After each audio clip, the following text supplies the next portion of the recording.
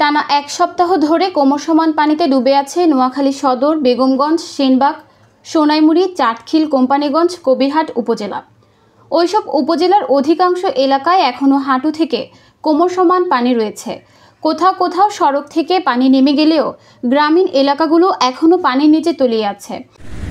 একদিন আসে কল্যাণ ফাউন্ডেশন আর এক লোক বাইরের লোকের দিছে, আর কোনো খানা আসে, অনেক কষ্ট ব্যাগে আছে, কোনো 800 খানা কোনো খাদ্য আসে না।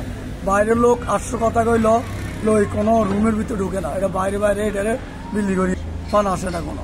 এখন তার খাবারের ম্যানেজমেন্টটা হচ্ছে কি?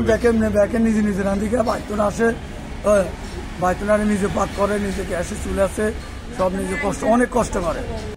বৃহস্পতিবার নোয়াখালী জেলার বেগমগঞ্জ জেলার একলাশপুর, শরীফপুর, মুরাদপুর, খানপুর, বাবুনগর, হাজিপুর, আলীপুর, দরবেশপুর, কাজীনগর, জয়কৃষ্ণপুর সহ অধিকাংশ এলাকা ঘুরে দেখা যায় ওইসব এলাকার ঘর বাড়ি এখনও কোমরসমান পানিতে তলিয়ে আছে। এলাকার লোকজন নৌকা ছাড়া কোনো দিকে যাতায়াত করতে পারছেন না। নৌকায় করে একলাশপুর বাজার থেকে পূর্ব একলাশপুর পাটোয়ারি সড়ক হয়ে শরীফপুর যাওয়ার পথে দেখা যায় ওই সড়কের অধিকাংশ এলাকায় কোমরসমান পানি। ডিসি রোড হয়ে ফিরতি পথেও দেখা গেছে একই অবস্থা। সড়কের পাশের ঘরবাড়িগুলোতে কোমরসমান পানি, যে কারণে ভেঙে পড়েছে স্যানিটেশন ব্যবস্থা। টয়লেট, বাথরুমগুলো পানিতে তলিয়ে যাওয়ায় ময়লা আবর্জনাগুলো ছড়িয়ে পড়েছে বন্যার পানিতে। মানুষের বাড়ি ঘর সব জাহাজে ডুবে গেছে, পাক করার মতো জায়গা নাই, বস্তা পায়খানা করার মতো জায়গা নাই। এমন একটা অনেকভাবে মানুষ দিনাতিবাদ করতেছে, অপ্রতুল তার মানুষ কিভাবে যে বসবাস করতেছে, অমানবিক ভাবে মানুষ বসবাস করতেছে। পর্যাপ্ত ত্রাণ নাই, সামগ্রী নাই, প্রত্যন্ত অঞ্চল, এখানে তার সামগ্রী ঢুকতেছে না, মানুষ কষ্ট করছে। আমাদের দক্ষিণ দিকে ঢুকেন যদি আপনি, এখানে অন্তত বুক পরিমাণ পানি, গলা পরিমাণ পানি।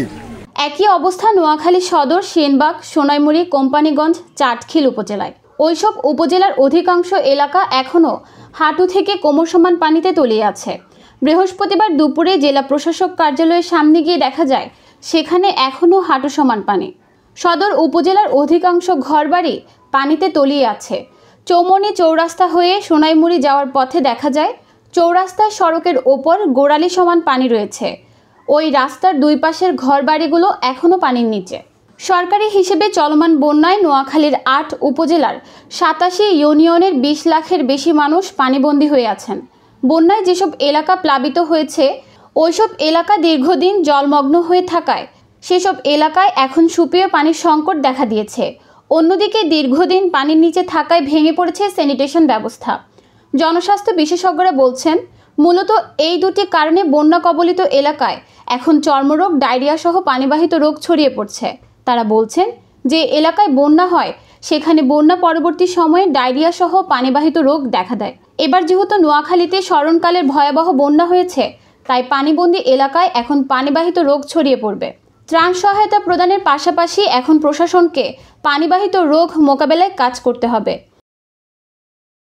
নিউজ ডেস্ক, দৈনিক পূর্বকোণ।